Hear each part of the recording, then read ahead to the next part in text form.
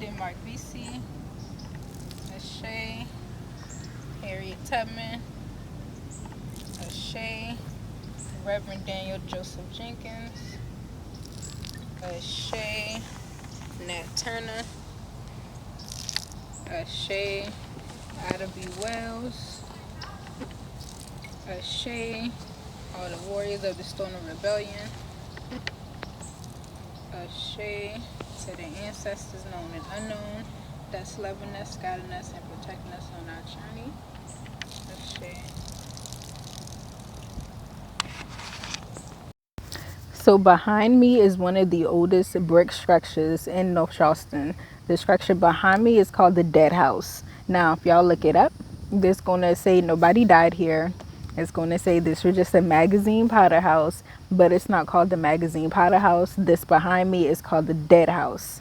And now, the Dead House, being the oldest structure in North Charleston, has its history during slavery. This structure was built during slavery. So it's still a mystery, at least that's what you're going to find online about what it was utilized for. But if it was built during slavery, then we can probably put two and two together of what it probably was being utilized for during that time period. But what I want to highlight and bring awareness to is the people who built this structure. And the people who built this structure were the churn that was once enslaved in Charleston, because that was their main task, was to form and mold the bricks of Charleston. Charleston, for those who do not know, was the capital of the slave trade. Majority of Charleston at one point in time was predominantly black because it was the capital of the slave trade. And so you had a high population of African people here. So from agriculture to architecture, all of that was built, that whole system was built using enslaved labor, and that includes children. Yes, that includes churn. And on the structure behind me, you can even see the fingerprints of churn who was once enslaved here, since that was their task to form and mold the bricks with their fingers. You can see their fingerprints, especially if you go downtown Charleston. Just pay attention to the bricks and you can see their fingerprints literally all over the city.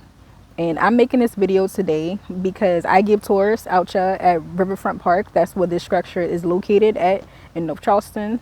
And I tell people the whole history of the park, because if you come out here, what you're going to see is a really one-sided narrative. You're going to see a lot of images that talk about the naval base, but even within that history, you had a lot of black people that was a part of that experience and that contributed to the marine history of Charleston. However, majority of the pictures, might as well say all of the pictures, because we only found maybe one or two black people present within the naval images that they have here, which is crazy. Again, as I explained, Charleston was predominantly black.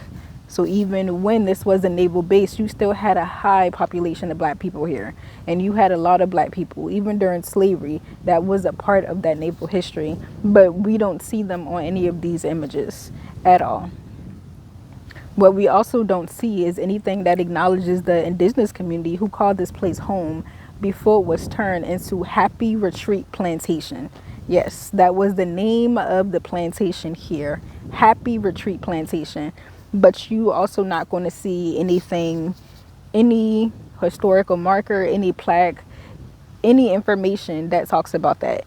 And now that's why I petitioned the city last year to install a memorial garden behind me at the Dead House. Because even if you come out here, to me, you can feel how strong the energy is here. They denied my request and said because they do a lot of events out here, they can't accommodate that.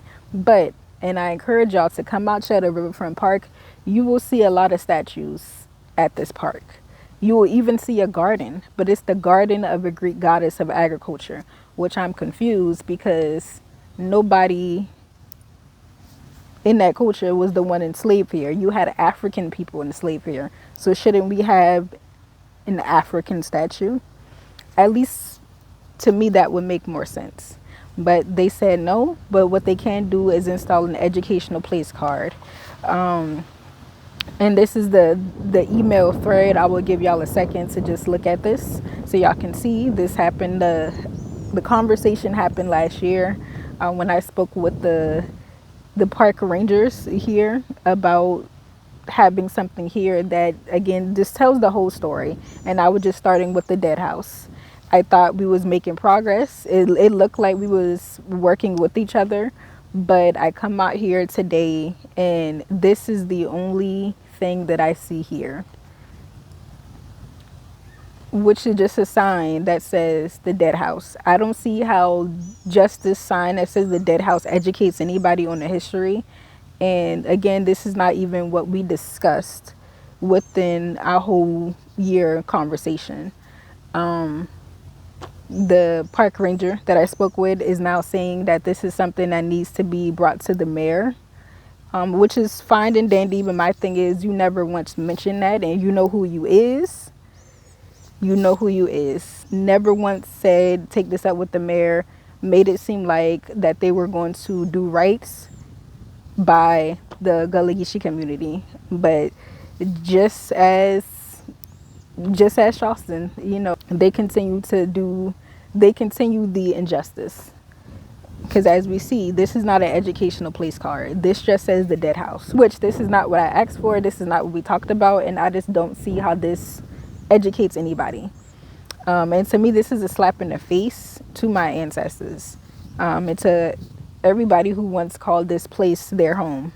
Because again, if you come here, there's a lot of history and information that talks about European history, but Europeans are not the only one who made history here at this particular site that we now call Riverfront Park.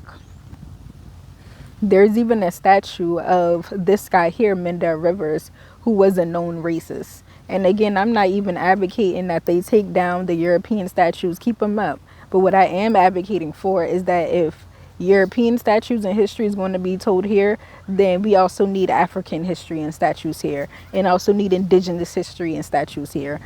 Let it be inclusive all across the board. You can't just be one-sided, because history, American history, is not just European history. You have, just like how America like to say we're a melting pot. Okay, well, let's acknowledge that here at the park. And so this is my call of action to have better representation here at Riverfront Park. Not only just the educational place card, but now back to my original request, which we need a memorial garden, and I know a perfect place, because as I'm about to show y'all how much space is here by the dead house, there's space for it to be either in the back or even in the front. Calling also for, like I said, statues. We need place cards all over, because Riverfront Park would not be what it is today if it was not for the sacrifices of people who were once enslaved here. So if y'all would like to help me in this request to bring justice, then please share this video, interact with this video, and make sure you sign the petition, which will be either in the bio or in the comments. Thank y'all boy for tuning in. I will see y'all next time for updates on bringing justice to the spirits of the land here.